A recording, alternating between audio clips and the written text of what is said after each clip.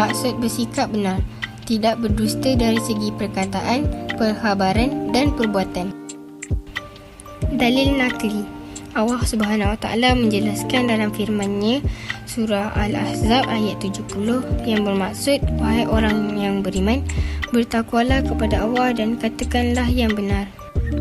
Abdullah bin Mas'ud radhiyallahu an meriwayatkan bahawa Rasulullah SAW bersabda, hendaklah kalian sentiasa bersikap benar.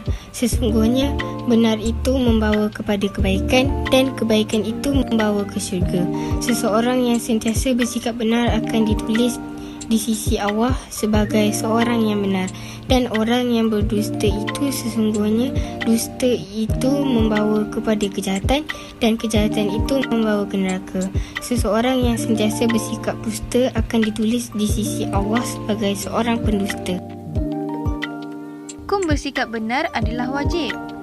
Tuntutan bersikap benar yang pertama adalah benar dalam tutur kata. Sebagai contoh, tidak berbohong apabila berkata-kata dalam semua keadaan. Contoh yang kedua, memelihara diri daripada mengeluarkan lafaz yang jelas mendatangkan dosa dan mengelirukan. Kedua, benar dalam niat dan kemahuan. Sebagai contoh, berniat ikhlas kerana Allah Ta'ala. Contoh yang kedua, berniat untuk membuat kebaikan semata-mata. Yang ketiga, benar dalam keazaman dan cita-cita. Sebagai contoh, bertekad mencapai apa-apa yang cita-citakan. Yang keempat, benar dalam menepati janji. Sebagai contoh, berjanji dengan apa-apa yang mampu ditunaikan. Contoh yang kedua, menunaikan apa-apa yang telah dijanjikan. Dan contoh yang ketiga, melaksanakannya tepat dengan sesuatu yang telah dijanjikan. Yang kelima, benar dalam tugas. Sebagai contoh, melakukan tugasan tanpa mengharapkan balasan. Contoh yang kedua, melakukan tugasan dengan cara yang terbaik. Contoh pertama bahawa Rasulullah SAW bersikap benar adalah Rasulullah SAW menyampaikan wahyu Allah kepada manusia dengan bersifat benar. Baginda tidak menokok tambah ayat disampaikan. Ajaran Islam yang disebarkan juga tidak mengikut kehendak dan pendapat peribadi baginda kerana setiap tutur katanya berdasarkan wahyu Allah. Hal ini dibuktikan dengan firman Allah, وَمَا يَنْتِقُ عَنِ الْهَوَىٰ إِنْ هُوَ إِلَّا وَحْيٌ يُوحَىٰ. Surah An-Najm, surah ke-53, ayat ke-3 hingga ayat 4. Yang bermaksud, dan ia tidak memperkatakan sesuatu menurut kemahuan dan pendapatnya sendiri. Segala yang diperkatakannya itu tidak lain hanyalah wahyu yang diwahyukan kepadanya. Contoh yang kedua, terdapat sebilangan orang yang suka bergurau tetapi tidak berkata benar. Mereka berasa seronok bergurau dengan cerita-cerita palsu.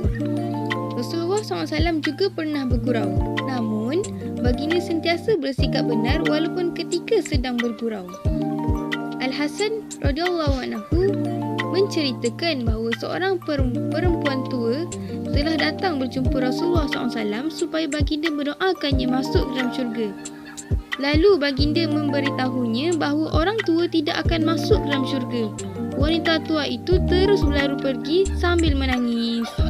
Lalu Rasulullah SAW bersabda, akhbiruha annaha la tadkhulaha wa hiya ajuz, innallaha ta'ala yaqul faj'alnahunna abkara uruban atraba. Surah Al-Waqi'ah, surah yang ke-56 ayat 36 hingga ayat ke-37. Yang bermaksud, kamu beritahulah kepadanya bahawa sesungguhnya dia tidak akan masuk syurga dalam keadaan tua. Sesungguhnya Allah Ta'ala berfirman, sesungguhnya kami ciptakan wanita-wanita penduduk syurga itu secara langsung, di mana kami jadikan mereka gadis-gadis yang penuh dengan cinta kepada suami masing-masing dan sebaya umurnya. Hikmah bersikap benar. Yang pertama, terpelihara daripada sifat munafik yang dibenci oleh Allah Subhanahu Wa Taala. Yang kedua, menenangkan hati kerana tidak melakukan dosa. Yang ketiga, saling bekerjasama kerana wujud perasaan saling mempercayai. Dan yang terakhir, menjadi contoh teladan kepada orang lain kerana maruahnya dipandang tinggi.